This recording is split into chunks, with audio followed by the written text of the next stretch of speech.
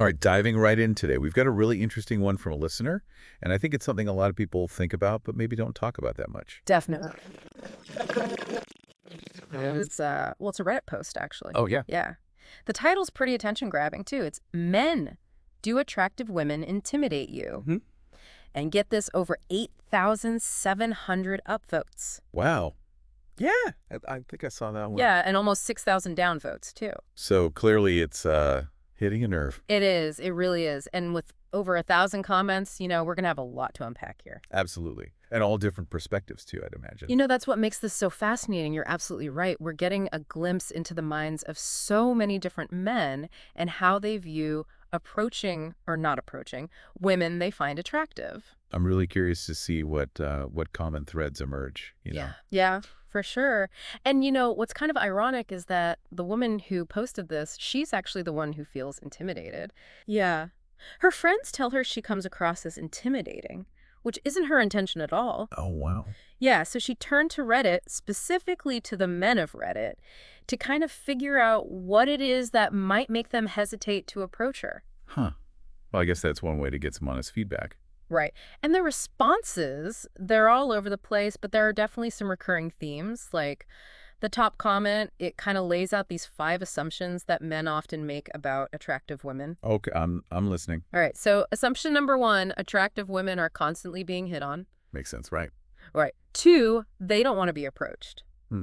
3, they have a line of suitors just waiting, Yeah. 4, they're not interested in strangers. So don't even bother, huh? Exactly. And 5, and this is a big one, the out of my league thing. Oh, man, the leagues. Yeah, the league mentality. It's like high school all over again. Right. And it's this idea that people can be ranked on some kind of attractiveness scale, and that dictates who should approach whom. And, of course, that feeds directly into that fear of rejection, right? No, absolutely. Which, a lot of the men in the comments express this fear. Like they've already rejected themselves before even giving it a shot. It's almost like a self-fulfilling prophecy, like, why bother? I'm not good enough anyway. So then they just stay in their comfort zone and never take a chance. Yeah, and it's not even just about getting their ego bruised, Some of the comments talk about what they call the douchebag effect. The douchebag effect. Okay, I'm intrigued. So the idea is that because nice guys are hesitant to approach for fear of seeming creepy or whatever, it creates this void. Right. And who fills that void? The douchebags, the guys who aren't afraid to be aggressive or disrespectful because they don't care about coming off as creepy. Oh, so it's like the nice guys are shooting themselves in the foot by being too cautious. Yeah, it's like they're inadvertently creating a situation where the women they're interested in are more likely to be approached by the guys they don't want to be approached by. Wow, that's a vicious cycle, isn't it? It really is. And what's even more interesting is that some of the women in the comments actually confirm this. No way.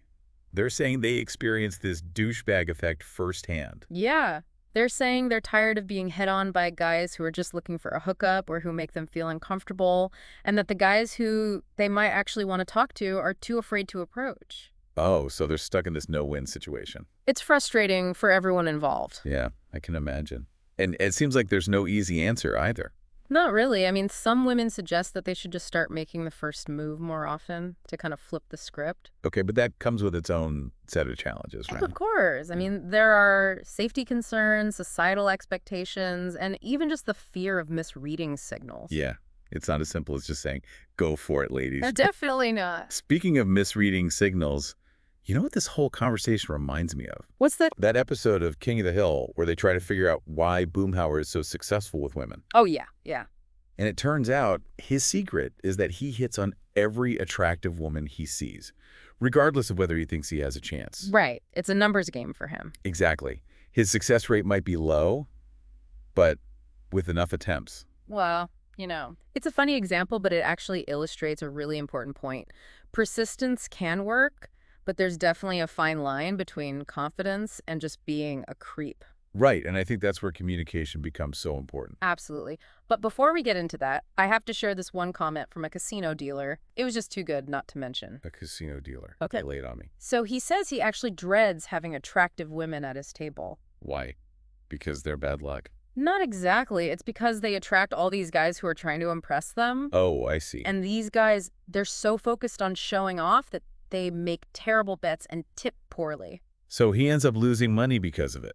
Pretty much. It's like this unintended consequence of having an attractive woman at the table. It actually hurts his bottom line. That's wild. I never would have thought of that. It's funny, but it also speaks to this idea that attractiveness can be seen as a kind of social currency. Like it has its own perceived benefits and drawbacks depending on the context. Yeah, exactly.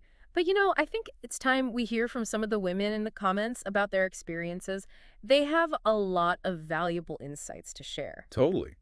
Let's get their perspective on this whole thing. It's crazy how many of the women are saying, like, yeah, the douchebag effect is real. We see it all the time. It's got to be frustrating. Totally. They're just tired of those interactions, Like they want to be approached in a way that makes them feel respected, seen as a person. Not just like a pretty face. Exactly. They're craving that genuine connection, those conversations that go beyond the superficial. Yeah, like finding common ground, shared interests, all that good stuff.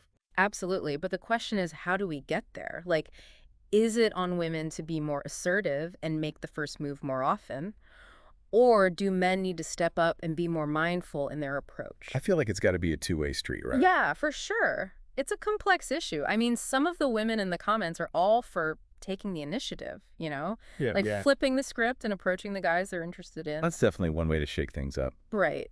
But, we can't ignore the fact that there are legitimate concerns that come with that, like safety issues, societal expectations. And even just like the fear of misinterpreting signals. Exactly. It's not as simple as just saying women go for it. No, definitely not. What if we kind of shift the focus away from approaching altogether? Like, Yeah. what if it's more about creating opportunities for connection to happen organically? I like that. And some of the older guys in the thread, they actually talk about how attractiveness becomes less intimidating as you get older. Makes sense. Like, you've been around the block a few times, your priorities shift. Yeah, exactly. They're less fixated on the purely physical and more interested in things like shared values, intellectual compatibility. Substance over surface. Right. So maybe it's not so much about who approaches whom, but about creating spaces where people feel comfortable being themselves, striking up conversations, letting those connections develop naturally. Like, imagine you're at a party, right? And you overhear someone talking passionately about something you're also interested in. You're going to be drawn to that, regardless of how attractive they are. Totally. Shared interests are a powerful connector. Yeah. And it doesn't even have to be something super deep, Even a shared sense of humor or a common experience can be enough to spark a conversation. Oh, absolutely. One guy even mentioned that he finds intelligence incredibly attractive. Like he's more drawn to women who can challenge him intellectually, make him laugh, really engage in meaningful conversation. Yeah. Physical attraction is important, but it's definitely not the only factor. It all comes back to communication, doesn't it? Like being able to express yourself honestly and respectfully, regardless of whether you're interested in someone romantically or not.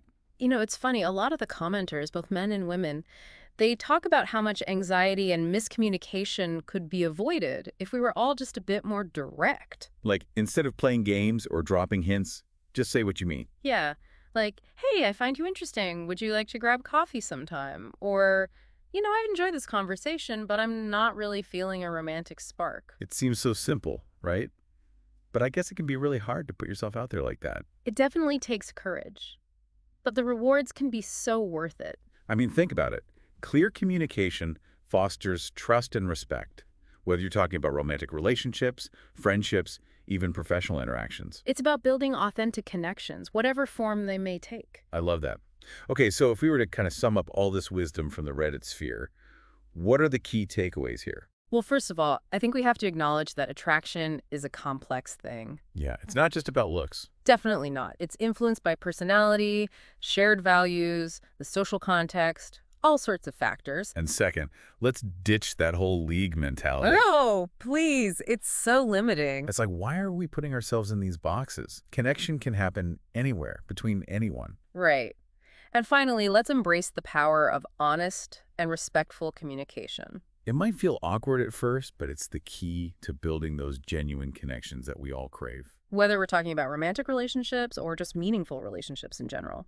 Wow, it's amazing how one Reddit post can spark such a deep conversation. Yeah, it really makes you think, huh? It does. This whole thing started with one woman's question about intimidation, but it's really opened up this whole discussion about attraction, assumptions, communication. It's interesting because I think this thread really highlights this societal shift that we're in the middle of. Like, we're moving away from those traditional dating scripts and those rules based solely on appearance. But we haven't quite figured out what the new rules are yet. Yeah, it's kind of like we're in this weird in-between phase where the old ways don't really work anymore, but the new ways haven't fully emerged. Exactly. And that can be confusing and a little frustrating for everyone involved. Absolutely. So where do we go from here? Like, how do we navigate this whole evolving landscape of dating and relationships in general? I think the comments actually offer some really good clues. Like, one thing that comes up again and again is the importance of self-awareness. Knowing yourself, your own biases, your insecurities, all that. Yeah, all of it. Because a lot of times we get in our own way, you Oh, know? totally. Yeah. Like we tell ourselves, I'm not good enough, or they're out of my league, or I'm just going to get rejected anyway. And those are just thoughts, you know? They're not necessarily true. But they can really hold us back. They can. So it's about recognizing those thoughts and then choosing to challenge them. Like shifting your mindset from fear and self-doubt to curiosity and openness. Exactly. And another thing that came up a lot in the comments was empathy. Putting yourself in the other person's shoes. Yeah, trying to see things from their perspective. Because if you approach every interaction with the goal of winning someone over, It's almost like you're setting yourself up for failure. right, but if you come from a place of genuine curiosity, like, I wonder what this person is like, what makes them tick? It takes the pressure off, and it makes the whole interaction more enjoyable. Totally. And remember, rejection is a part of life. It's not a reflection of your worth as a person. Easier said than done. Oh, absolutely. But it's something to keep in mind, like, instead of seeing rejection as this horrible thing, maybe try to reframe it as an opportunity to learn and grow. Like, okay, that didn't work out, but what can I take away from that experience? Yeah, exactly. What can I learn about myself, about communication, about what I'm looking for in a connection? This whole deep dive, it's given us so much to think about. It really has. And, maybe this Reddit thread didn't provide all the answers. But it's definitely sparked some really important questions. And ultimately, I think it all comes down to this. Navigating the world of dating and relationships, it takes courage, it takes vulnerability, and it takes a willingness to challenge both our own assumptions and those outdated social scripts that we've all been given. That's a great way to put it. Well, folks, thanks for joining us on this exploration of attraction, intimidation, and the power of connection. A huge thank you to the listener who sent in this thought-provoking Reddit post. And of course, be sure to subscribe to Voices of the Soul for more deep dives into the human experience. And if you're craving even more thought-provoking content, you can find Shauna Pelage on YouTube. Keep those conversations flowing and those connections growing.